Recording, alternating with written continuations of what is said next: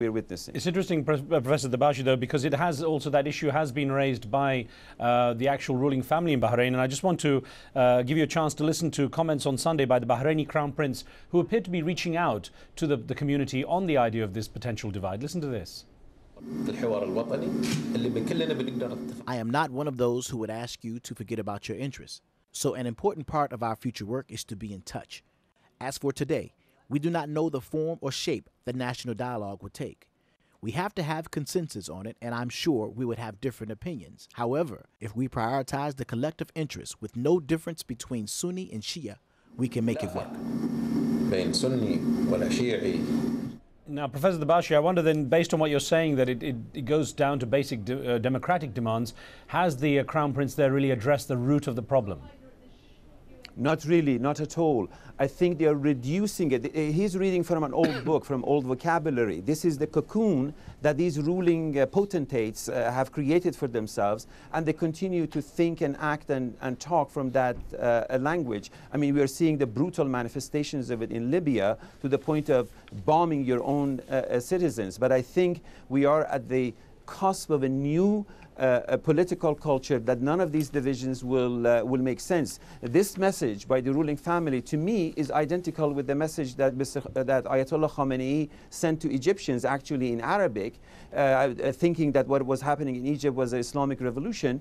And within minutes, in fact, Ikhwan al-Muslimin on their website had a rebuttal that what was happening in Egypt was not an Islamic revolution and was an Egyptian revolution. These are old vocabularies that are being rehashed and regurgitated against the factual evidence of a rise of a far different political culture. All right. Professor Levine, to what degree did the Bahraini protesters, I was going to ask you, I'll get you your opinion in just a second on that too, but to what degree do you think the Bahraini protesters have gained credibility and perhaps even more motivation by virtue of the fact that they had deadly force used against them in the first instance by government forces?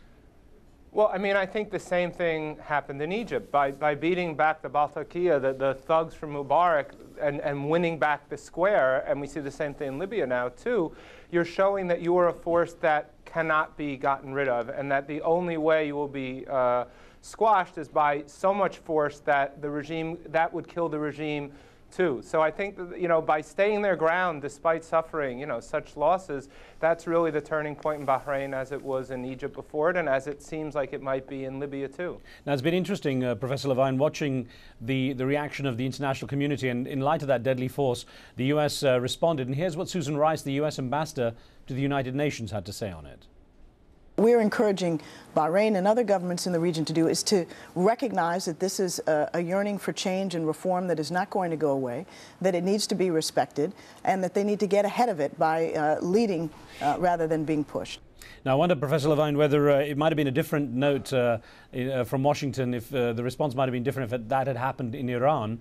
And I wonder, is the US worried that the ruling Al Khalifa family may be in jeopardy and it might then threaten American interests in the region? Well, Riz, I'd ask you, what was the word that was missing in what she was saying? To me, the word begins with D, and it's democracy. You know, one of my AlJazeera columns when Egypt began was about this absolute fear of the Obama administration to actually say the word democracy all the time and say that's what we want. Reform's been going on for as long as I've been alive, and you know, you can reform in a lot of ways, and most of the reforms have benefited a few people and put more people in misery. And I think, you know, I'll pick up on what Professor Dabashi said. What you have in these cultures all over North Africa and into the Middle East and Gulf is you have very cosmopolitan cultures which have been, you know, really crushed, and now they're reasserting their much more natural, open, cosmopolitan self. And that's really putting America and the West in a bind. You know, the British have made good sounds too, but the British were selling most of the riot control equipment to the Libyans and other governments that have been used against their own people. So you can't have it both ways. If you're going to say, if you really want democracy, you have to use the word, and you have to have policies that are going to say, if you're going to oppress your people or not be fully democratic, you're not going to do business with us. And you know, that's really what I think the Obama administration is struggling with right now, as well as all the other European countries, all of whom have benefited immensely from these autocratic regimes in power for the last half century. Well, Professor Dabashi, an email, if I may, to you, sir, that came in from United Kingdom from Edward Green, who wrote saying, Bahrain has stopped shooting protesters due to increasing pressure from the West. Countries where the West has no say, however, like Iran and Libya, are murdering and torturing their own citizens. Their regimes are too arrogant to recognize their own hypocrisy. And I wonder, sir, how much you think Western pressure has influenced the moves of the Bahraini leadership? Well, in fact, as Professor Levine said in his wonderful essay in AlJazeera, United States has a lot to lose because of what is happening in Bahrain, because of the location of the Fifth Fleet. It is not just the Fifth Fleet. In fact, the entire U.S. bases in the region now need to be subject to the rise of democratic wills. In the Islamic Republic, of course, they have this false and appearance of anti-imperialism, and as a result, they can do whatever they want with their own population with total apparent impunity. However, the fact of the matter is, because of the nuclear issue and because of this unconditional support for Israel, United States does not have a moral authority when it comes to human rights abuses in the region, and particularly in Iran. And to the degree that United States supported the democratic uprising in Iran, in fact, it discredited it. And the democratic movement has regained credit by virtue of now, in the aftermath of the 14th of February uprising, getting close to the revolutionary uprisings in Tunisia and Egypt. Well, Professor Levine, an email for you from Hong Kong, if I may, sir, from Taha Hussein Shah, who wrote in saying, radical Islamist governments will soon come to power all over the Middle East, much like what happened in Iran in 1979. I know this is the US's worst nightmare, the idea of the power of religious extremists growing in the current volatility throughout the Arab world. You said, of course, what you saw in Tahrir Square in Egypt didn't reflect that. What do you see the scenario? What's going to fill the gap where the leadership collapses in each of these places?